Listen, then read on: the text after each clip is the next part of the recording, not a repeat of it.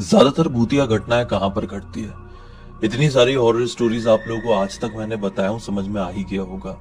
ऐसी जगहें जो कि सुनसान होती है, वीरान होती है, अंधेरे से ढकी हुई रहती है, और ऐसी जगहों पर जब कोई भी अकेला इंसान या दो तीन लोगों के ग्रुप में पहुंचता है तो उसको ऐसी चीजों का एक्सपीरियंस होता ही होता है। मैक्सिमम चांस होते हैं, क्योंकि जो आत्माएं होती है वो हमेशा अपना ठिकाना वीरान जगहों को ही बनाती है, सुनसान जगहों को ही बनाती है। लेकिन अगर मैं आप लोगों से ऐसा कहूं कि ऐसी कोई घटना आपके इर्द गिर्द कभी भी घट सकती है और घट भी रही होगी, लेकिन आप उसको नोटिस नहीं कर रहे होंगे, तो आप क्या कहेंगे? मैं एक्सप्लेन करता हूं आसान भाषा में। बहुत बार ये भूतिया घटनाएं दिन के उजाले में ढेर सारे लोगों की भीड़ के बीच में हमारे आसपास घट रही होती है, लेकिन उस समय हम उनको नोटिस नहीं करते हैं, घबराते नहीं है, क्योंकि डर तो सिर्फ अकेले में लगता है, अंधेरे में लगता है। और दिन में इतने सारे लोगों के बीच में किस बात का डर? भरी भीड़ में, भरी सड़क में हम क्यों ऐसी सारी चीजों से घबराएं और इनके बारे में क्यों सोचें? लेकिन ब्रिडी सत्य के आज के इस एपिसोड की वजह से आप सोचने पर मजबूर हो जाएंगे। आज से 7 साल पहले आसाम के गुवाहाटी के एक मॉल में घटी हुई एक ऐसे हैरान कर देने वाली घटना की कहानी आप लोगों के सामने लेकर आया हूं, जो आपको सोचने पर और डरने पर और भी ज्यादा मजबूर कर देगी। तो कहानी है देवांजना नाम की लड़की और उसकी मौसी के साथ की। 7 साल पहले करीब की बात है। देवांजना गुवाहाटी अपने मौसी के घर पहुंचती है छुट्टियां मनाने के लिए गर्मी की। जब से देवांजना यहाँ पर आई हुई थी तब से वो मौसी को कह रही थी, मौसी कहीं घूमने के लिए चलते हैं चलते हैं चलते हैं। लेकिन गर्मियों का मौसम होने की वजह से मौसी जी जाने का कहीं टाइम निकाल नहीं पा रही थी। फिर एक दिन बोली कि यार घर का किराना विराना सब खत्म हो गया है, क्यों ना हम कोई मॉल चलें, वहां से हमारी शॉपिंग भी हो जाएगी और तुम्हारा घूमना भी हो जाएगा। देवांजना ने बोली कि बेस्ट आइडिया। दिन का खाना वाना खाए हैं और 1 बजे के आसपास ये लोग एक प्रसिद्ध मॉल के लिए निकल गए। वहां पे शॉपिंग किए। शॉपिंग करते करते 2-3 घंटे कब बीत गए पता ही नहीं चला। इस वक्त बज रहे होंगे शाम के 4। शॉपिंग कंप्लीट हुई और जब ये लोग बिलिंग काउंटर के पास पहुंचे तो मौसी जी ने देखी कि अरे बहुत ज्यादा भीड़ है और हमारा नंबर आते तक लगभग 20-25 मिनट लग जाएगा, मुझे वॉशरूम जाना है। तो देवांजना से कहती है मौसी जी की, देवांजना तू लाइन में लग जा, मैं वॉशरूम से आ रही हूँ, नंबर आएगा तो बिलिंग करवाना स्टार्ट करना, देर में मैं आ जाऊंगी, वैसे टाइम तो लगी गई है हमको।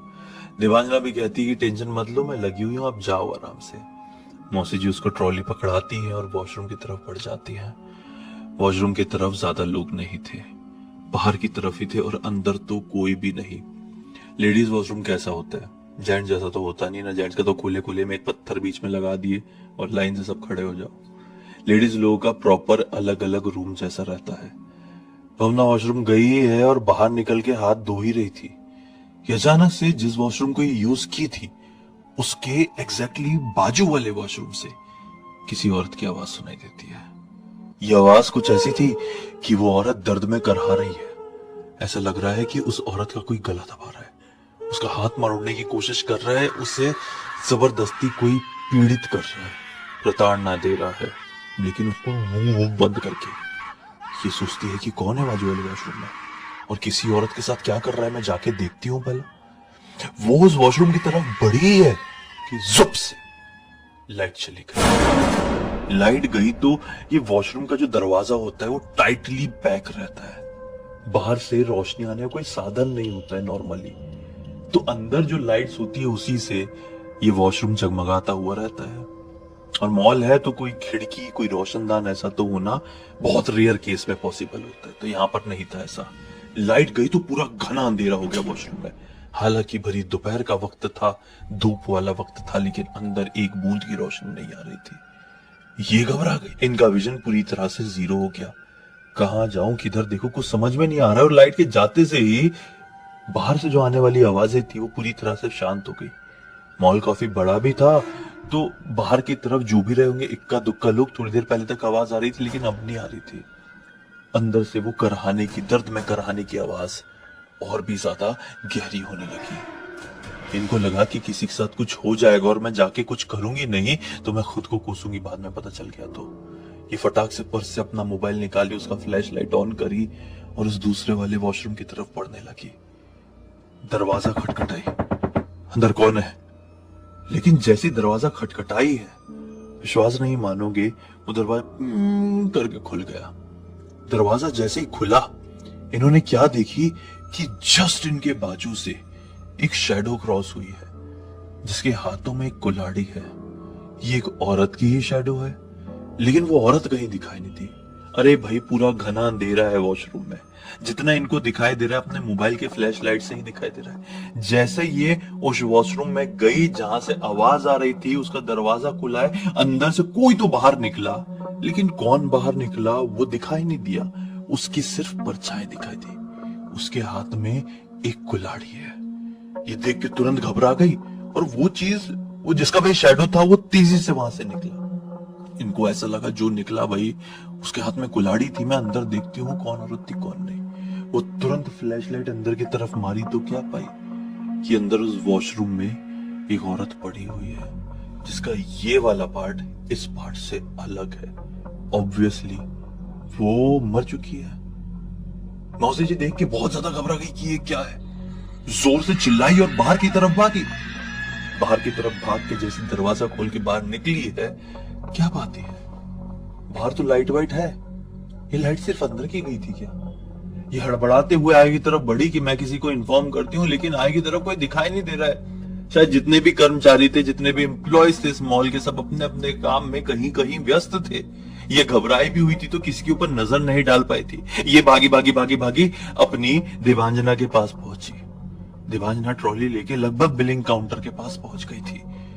तुरंत ही बिलिंग काउंटर वाले को देख के ये बोलना शुरू करने वाली थी कि मैं अभी वॉशरूम में थी और मैंने वहां पे क्या देखी कि उतने में उस बिलिंग काउंटर वाले के पीछे से एक औरत चलकर आती है, जो लोगों के सामान को उनके कैरी बैग में डाल डाल के दे रही थी। जैसे उसकी शक्ल को वो देखते हैं, हक्की बक्की हो जाती है, क्योंकि उसी औरत को तो मृत अवस्था में मौसी जी ने अभी वॉशरूम के अंदर देखा था। बोलती बोलती चुप हो गई। बिलिंग काउंटर वाला बोला कि हाँ, आप वॉशरूम गई थी, फिर क्या हुआ, आप कुछ बता रही थी। ये तुरंत उस लड़की की, उस औरत के पास बढ़ी। मौसी जी उस औरत को बोलती है कि तुम अभी वॉशरूम की तरफ गई थी क्या? वो बोलती है नहीं मैडम, मैं तो अपनी ड्यूटी कर रही हूँ, लोगों का सामान कैरी बैग में डाल डाल के पैक करके दे रही हूँ। बोलती नहीं, मैं अभी वॉशरूम गई थी तो मैंने तुमको एक दूसरे वाले वॉशरूम में मरा हुआ देखा। तुम गई थी क्या, सही सही बताना, या तुम्हारे जैसी दिखने वाली कोई और औरत है क्या यहाँ पे? बोले नहीं मैडम, यहाँ पे जितनी भी लेडीज हैं वो सारी बिलिंग काउंटर्स में ही काम कर रही है और मेरे जैसे दिखने वाली कोई भी नहीं है, सब यहाँ पे कम उम्र की ही समझ में आती है। मौसी जी घबरा गई, चुप हो गई।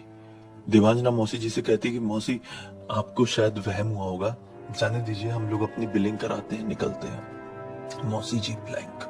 बिलिंग विलिंग हुई और मौसी जी उस औरत को देखती हुई आगे की तरफ निकल गई। वो औरत भी बड़ी अजीब नजरों से, जब तक मौसी जी बाहर नहीं निकल गई, घूर घूर के उनको देख ही रही थी। मौसी जी को थोड़ा ऑकवर्ड लगा, देवांजना को भी ये ऑकवर्ड लगा कि वो बिलिंग काउंटर में खड़ी हुई औरत ऐसे क्यों घूर रही है और सिर्फ इनको ही क्यों। अगले ही पल दिमाग में आएगी, ऐसा हो सकता है कि मौसी जी ने ऐसी बात कही कि तुम तो अभी मरी पड़ी थी ना वॉशरूम में, इसलिए घूर के देख रही हो। ये नहीं समझ पाए इसके पीछे का कारण क्या है, शायद आप समझ जाए। आगे सुनिए क्या हुआ। जब ये लोग घर पर पहुंचे तो घर पहुंचते से ही इनकी तबीयत खराब हो गई। इनको फीवर आ गया, बार बार बार बार बार बार वही चीज सोच रही थी, उसे कारण सर दुखने लगा। और जब ज्यादा सर दुख जाता है तो कई बार फीवर आता है। बहुत सारे लोगों के साथ ऐसा होता है। फीवर आ गया, लेकिन अब क्या कर सकती थी, खाना वाना तो रेडी था ही, इनका दिन में बना के चली गई थी रात के लिए, खाना वाना खाई है और सोने के लिए चली गई।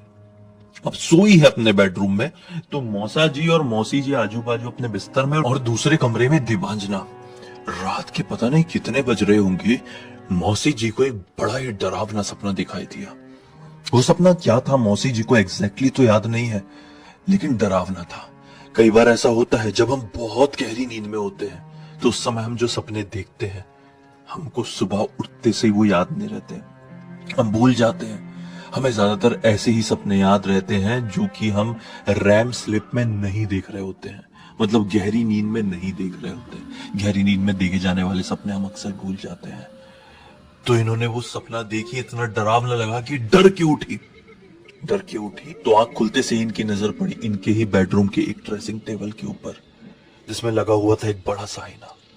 उस बड़े से आईने में बाहर की तरफ की स्ट्रीट लाइट से रोशनी आ रही थी और उस रोशनी का रिफ्लेक्शन इस रूम में था हल्का हल्का। और उसी रिफ्लेक्शन के साथ इनको दिखाई दी उनके ही कमरे की वॉल में एक और शैडो, जो कि दिन में मॉल में दिखाई दी हुई उस शैडो से बहुत मिलती जुलती थी। ये भी एक औरत की शैडो थी और इस औरत के दोनों हाथ में कुल्हाड़ियां थी। और उन्होंने देखी वो ड्रेसिंग टेबल में, वो आईने में, कि वो परछाई वाली कहीं और नहीं, एग्जैक्टली मेरे पीछे है। मतलब आईने में देख रही है ना भाई, आईने में अगर उनको यहां दिखाई दे रहा है तो मतलब वो यहां होगा, है ना? तभी तो उनको यहां दिखाई दे रहा था। वो डर के तुरंत पीछे पलटी। वो पीछे भी पलटी तो क्या देखे कि यहाँ रियल में भी वो परछाई है जो आईने में दिखाई दे रही।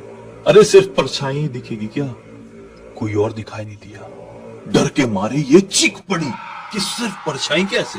कोई इंसान हो तो समझ में आए उसकी परछाई, लेकिन इंसान नहीं है, सिर्फ परछाई दिख रही है तो डर तो लगेगा ही। ये चीखी, मौसा जी उठे और मौसा जी के बाजू में ही इनके रूम की लाइट्स की बटन थी। उठते सी फट से बटन चालू कर दिए। ये देखिए कोई नहीं है। मौसा जी ने भी देखे कोई नहीं है। सो जाओ, तुम क्या कर रही हो? ये फालतू, कई बार किसी भी चीज को हम ओवर सोच लेते हैं तो हमें उल्टे सीधे सपने आ जाते हैं।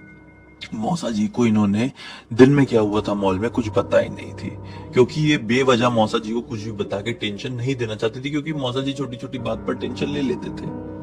खैर वो सो गई। फिर अगली रात को सेम हुआ, फिर उसकी अगली रात को, फिर हर समय वो परछाई इनको अपने इर्द गिर्द दिखने लगी, लेकिन ये रात में ही होता था। कुछ दिनों बाद ये चीज दिन में भी होने लगी। लगभग 10-15 दिन तक इस चीज को झेली है। अब वो छोटी सी आहट से भी बहुत ज्यादा डर जाती थी। एक दिन मौसा जी ने पकड़ ली, बोले तुम इतना डरती क्यों हो अंदर से? कुछ दिखाई दे रहा है क्या? सही सही बताना। तो इन्होंने मौसा जी को पूरी बात बता दी। बोले तुमने बहुत गलत की, तुमको पहले बता देना चाहिए था मुझे क्या परेशानी है क्या नहीं। मैं एक पुजारी जी को जानता हूँ। वो पुजारी जी के पास अपनी मौसी जी को लेकर पहुंच गए।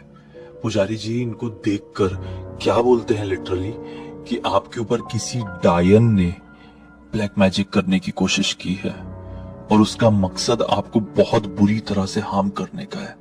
इन लोगों ने पूछे कि क्यों की है किसी डायन ने इनके साथ ऐसा, तो इसका जवाब पुजारी जी के पास नहीं था। सबकी अलग अलग अपनी श्रेणियां होती है, तो पुजारी जी उनके इस सवाल का जवाब देने में सक्षम नहीं थे।